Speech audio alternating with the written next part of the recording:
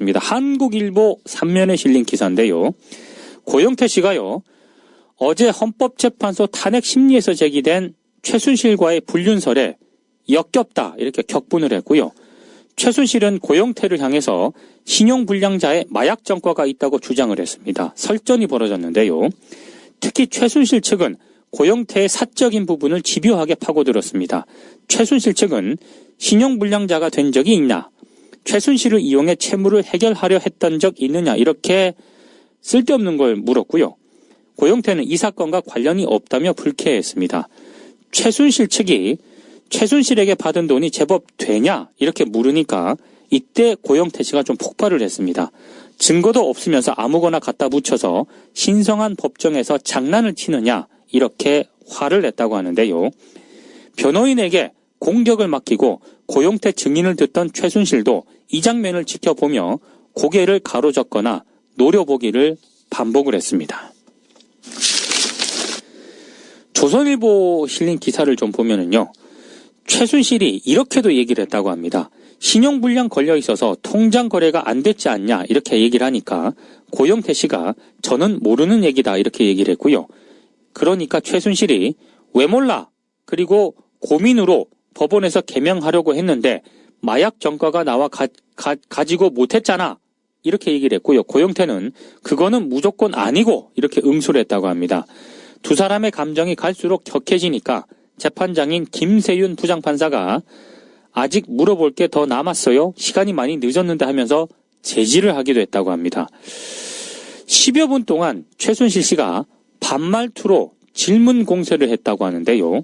이게 법정에서 가능하다는 것도 저는 대단히 놀랍습니다.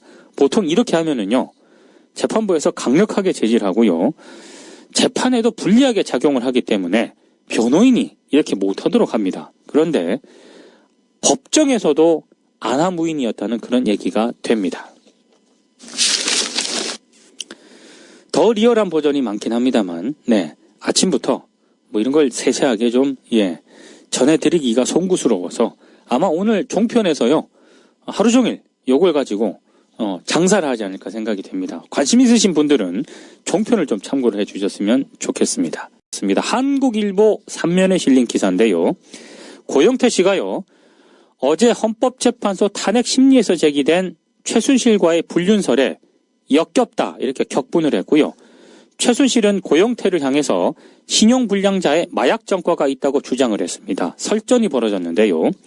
특히 최순실 측은 고영태의 사적인 부분을 집요하게 파고들었습니다. 최순실 측은 했는데 하면서 제지를 하기도 했다고 합니다. 10여 분 동안 최순실 씨가 반말투로 질문 공세를 했다고 하는데요. 이게 법정에서 가능하다는 것도 저는 대단히 놀랍습니다. 보통 이렇게 하면은요, 재판부에서 강력하게 제지를 하고요, 재판에도 불리하게 작용을 하기 때문에 변호인이 이렇게 못하도록 합니다. 그런데 법정에서도 저는 모르는 얘기다 이렇게 얘기를 했고요. 그러니까 최순실이 왜 몰라? 그리고 고민으로 법원에서 개명하려고 했는데 마약 전과가 나와 가지고 못했잖아 이렇게 얘기를 했고요. 고영태는 그거는 무조건 아니고 이렇게 응수를 했다고 합니다. 두 사람의 감정이 갈수록 격해지니까 재판장인 김세윤 부장판사가 아직 물어볼 게 더 남았어요. 시간이 많이 늦어 화를 냈다고 하는데요.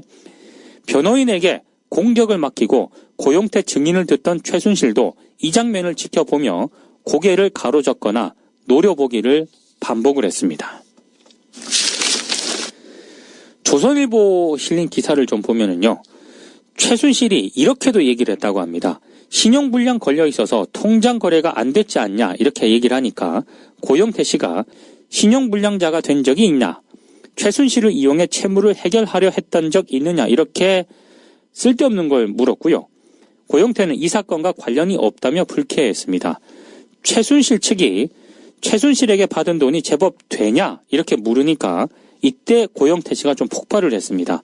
증거도 없으면서 아무거나 갖다 붙여서 신성한 법정에서 장난을 치느냐 이렇게